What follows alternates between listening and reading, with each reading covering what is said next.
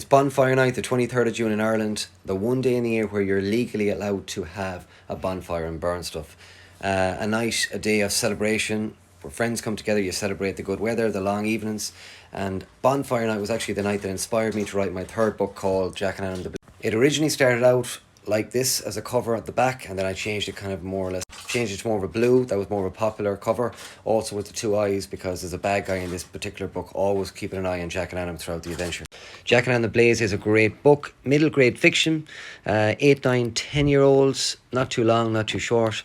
Great adventure as well with Club here, who nearly gets into a bit of trouble.